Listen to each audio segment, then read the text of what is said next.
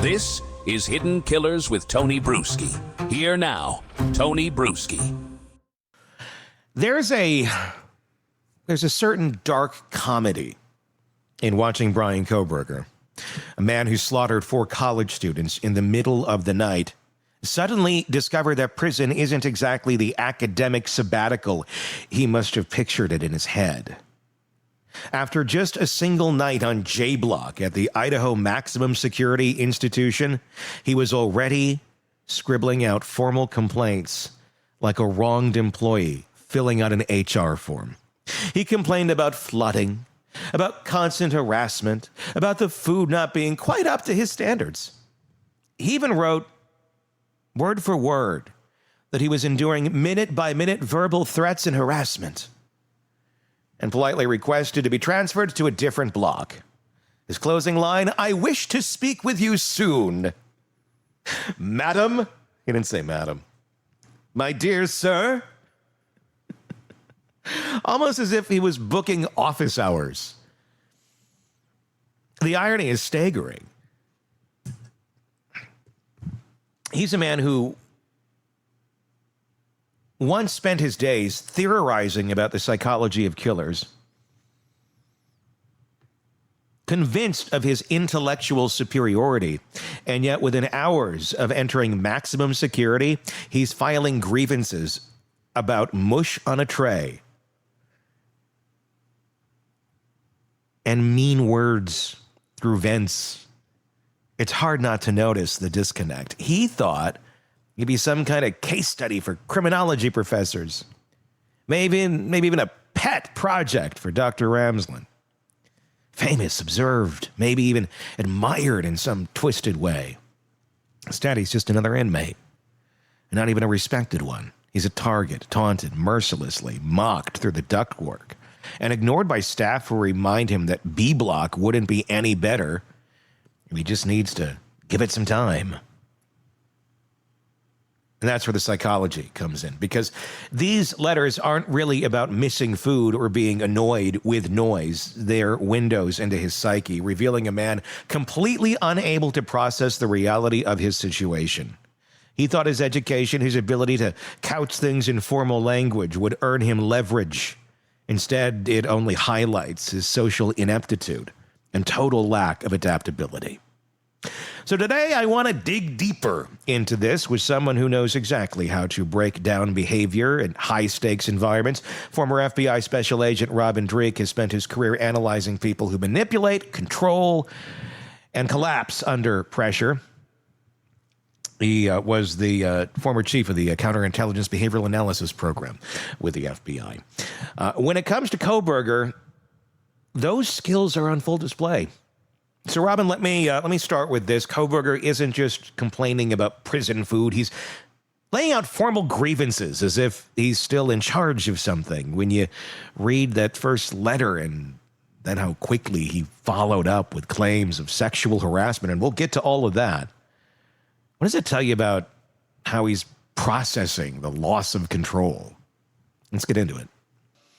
Let's start with the big juicy one, the one that he doesn't like the most. It's a complaint that he filed. Let's pull it up here on the screen. Okay, August 3rd, he submitted a concern stating he has been subject to threats and harassment, recently escalating to overt sexual violent threats in prison. Wow, you don't ever see that happen. The lieutenant received the concern on August 4th.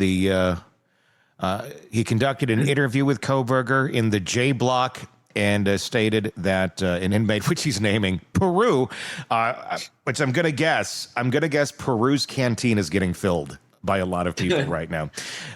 Peru said to him, "I'll BF you." And that's not for best friend, by the way. And then there's also, and he doesn't know if this is from Peru, but it might be from some of his friends. The only ass we'll be eating is Coburger's. And these are the things that stood out to Bryan, which I found kind of interesting, because I imagine there's a lot more that's been shouted, but those are the two that he got noted in the complaint. What's your reaction to that?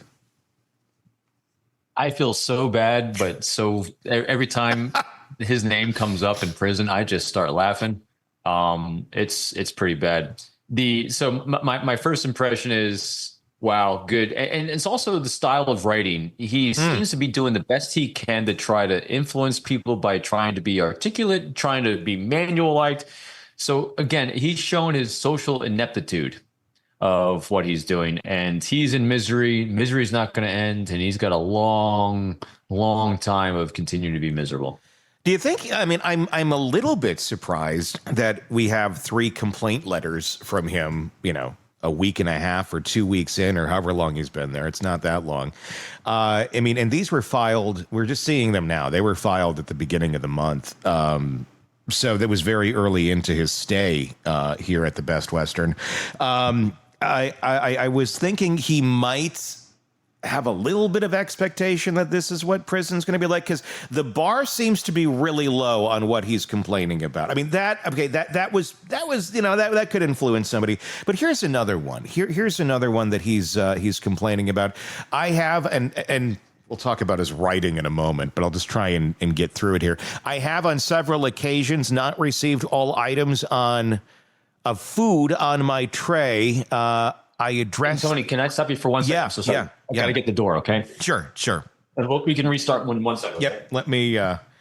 I'll go through this here, and it's really fascinating to dig into what exactly Coburger is trying to communicate and why. That's the strange thing about all of this, and the way that he's communicating it as well. The style of writing, the formality of the writing, and we'll get into all of that in a second. But continuing with the letter, the formalness is kind of interesting. All items on my food tray, I addressed this during service and have yet to receive any replacements. So basically, they're out of mush over here, and he wants more mush, or he wants a replacement mush. It's just, they're out of it. So he wants them to follow the policy, essentially. In fact, the kitchen is not even cold, he says, when he says, I didn't get my mush. Nobody goes back. Oh, Coburger needs he wants the one that we didn't have. The policy book confirms, so he's studying the policy book, confirms, this is his words, items missing, which are out, basically, it's hard to read his writing, at the time of service will be replaced with another item, with or without exception. So then it says, I have tried to solve this problem informally by addressing the issue with the state at the time of meal service. And then I suggest the following solution. I wish for the items to be called for and items replaced when this happens. I don't know. The nutrition standard is not being upheld unless I receive my full tray. And then his signature, which looks like that of a third grader. Like there was like signature day in third grade, and he stuck with that one. He's really got a inflated impression of who he is and who he thinks he is. Is that what this is? Yeah. Yeah. And so I think it's multiple things here. One, his complete social unawareness of the situation. Yeah. And I think he's being exactly who he is. He's very formal, he's very proper, and he thinks by citing rules and regulations, because he's a scholarly man, I think he's trying to come across as scholarly and learned, and he's going to get what he wants. But he so does not understand that he's a convicted murderer of killing 4 people, and he's serving 4 consecutive life sentences. He just doesn't get that, I don't think. And he thought, remember, we talked about why, one of the reasons why we think he took that plea deal is because I'm going to go have a fine life because I can study, I can be researched, I can still be, the pet project of Professor Ramsland because now she'll study me. I mean, so I think his bubble is slowly being, I think fast now, being burst on exactly how miserable his life's going to be. And the other thing too is his stovepiping is so incredible to me sometimes about how he doesn't think outside here, and his lack of research. So think about this, Tony. I've never been in prison. I know a lot of great agents that have done tons of interviews inside prisons, and I watch a lot of videos on life, especially since Coburger went in there. I've watched a lot and learned a lot about inside this prison system. You know, one from Brian Enton on News Nation, but also a lot of other people. And the fact that he doesn't understand, I know more about what he can and can't do in prison than he does. Yeah. It just shows you his lack of curiosity outside that stovepipe. Because this then goes also to, I keep refuting everyone, and I love standing on this one, of people saying how intelligent he is. No, he's not. He's a complete moron. I love being on there with the conclaves where they just say he's not smart. Yeah. What true intelligence is not IQ. It's EQ. It's that emotional intelligence. And the 5 facets of emotional intelligence are awareness of self, awareness of others, motivation, problem solving, and emotional regulation. All those things he scores a pure 0 on, except the motivation. So he appears as IQ high because he fixates on stuff in a small little stovepipe. That's why he was caught. Why he sucks. And so his prison sentence so far is doing exactly the same thing. He's fixating on this, without understanding the larger picture of what's going on around him. And it's not going to end. And they're going to keep tormenting him. It's like a magnifying glass on a hot summer day, and you're frying ants on your sidewalk as a child. Kohberger only thinks through that little piece of the prism that fries the ants, where it's just the hot, burning sensation. Where the rest of us, if we're going through life with a magnifying glass out in front of us, okay, what's going on around here? We're aware of what the bigger picture is that we're focusing on. We're aware of our surroundings beyond the magnifying glass. Kohberger's only focusing on the heat. That little piece of heat that's frying shit is all he is seeing. And anything beyond it, he seems very surprised by. Genuinely surprised by. 100%. And it's also why, he's categorized as a mass murderer, obviously, but not a serial killer. I think he had designs, like you and I have said, of being, he would have tried to evolve. It's another better way to put it. I think he would have tried to evolve into a serial killer because he got a large rush out of it. But every other serial killer out there had a social game that he didn't have. It's why they weren't caught. And so he has 0 social game. Inevitably, he was caught. That's why he's down as a horrendous mass murderer. Yeah. Thankfully, 4 lost their lives, but it could have been worse had he had a social game, much like a BTK or Dahmer or anyone else, really. And that's the thing with him. There is nothing, other than he's just a combination of what he's taken up from all these other people and just certainly only looked at their hot spots, basically. What did they do here? I want to emulate that. Other than that, there is nothing there really to learn. There was character in some of these other folks, as horrible of characters as they were. There was character. He's just like this empty shell where it's like a movie, like a movie building on a movie set. Like there's the facade, there it is. And you go behind it and it's just plywood. And there's nothing, that these windows go nowhere. There's no building here. It just looks like there's a building, and behind it is completely empty. That seems to be what Kohberger is like. It makes me wonder if he's trying to understand his thinking is so fascinating, but it makes me wonder, does he think he's just this really fascinating specimen that the jail is going to keep him protected so people can learn from him and people can study him? I don't think he realizes that, he's a specimen, but it's not going to be learned from. I think he's full of hope that that's what it was going to be, because that's what he aspired to be. As we've said, when I think he gave up the ghost of not getting jail time or being put to death, he was hoping to be the study of Ramsland or people like her. And what he's finding out is he went in with that one expectation in a stovepipe and being notorious and infamous. And what he's finding is he's having to shift pretty rapidly out of being famous to survival. And he's struggling with survival because think about this. I talked about this the other day on something else. He was so surrounded by kindness throughout his life and the people that accommodated him that he doesn't know how to deal with the situation. So He's got his mother, who's always been there apparently as this major emotional anchor for every time he's in stress. Yeah. And we see it right after the murders, before the murder. I mean, she is that emotional anchor. And I'm not a hindsight 2020, because I know there's a lot of people that are beating themselves up from all the warning signs and red flags are going off around them from the other student, teaching assistants, the students and everything.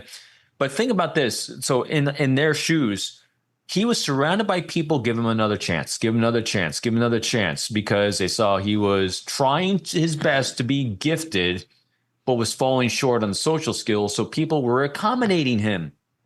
People have been accommodating him his entire life until now. Yeah. He's got, talking about life reps, he's got life reps of people sucking his ass until now. Yeah. And he has no idea how to deal with it. What strikes me most listening to Robin's analysis is the sheer predictability of the arc. Bryan Kohberger isn't special. He's not the criminal mastermind some early media chatter made him out to be. He's a socially bankrupt, emotionally bankrupt murderer who thought he could outsmart both people and systems. And now, he's the butt of the jokes in J Block. Look out for that butt, Bry. A man that can't even get through meal service without drafting a complaint. Like he's citing case law at Chili's. Robin nailed it when he pointed out that Coburger scores a pure 0 in emotional intelligence. The man has no awareness and no self, no awareness of others, no problem-solving ability outside his narrow obsessions. His whole life has been stovepiped, laser-focused on small academic or procedural details while completely missing the bigger picture around him. That's why he failed in life, why he was caught, and why prison is eating him alive in ways he can't comprehend. And here's the part that lingers for me. Coburger really seemed to believe he'd walk into prison and become an object of fascination. He thought he'd be studied, interviewed, maybe even revered by the academic world he once aspired to join. Instead, he's being studied in a very different way, mocked by inmates who figured him out in seconds, denied by prison staff who don't care about his paperwork, and broken down day by day by the very system he thought he understood. For a man who took 4 innocent lives with calculated brutality, this unraveling feels like the only justice left on the table. No transfer form is going to save you, Bryan. No policy citation is going to restore your sense of superiority. You're learning, painfully and predictably, that in maximum security prison, your words carry no weight. And that, maybe more than anything else, is what's going to destroy you. Coming up next, we're going to go deeper into what those letters reveal about Coburger's long-term psychological decline and why the red flags in his past were so obvious to so many, yet still ignored until it was too late. Robin and I will look at the academic warnings, the forensic details, and the systematic failures that let someone like him slip on through. So press subscribe so you don't miss that. That is coming up. Wherever it is you're watching us on YouTube, hit subscribe. Same thing on the podcast platforms. If you're not on either one or you want to comment, and I'd very much encourage you to let me know your thoughts in the comment section on YouTube. Just search Hidden Killers with Tony Bruschi, and you will find us. And you can join in those comments there.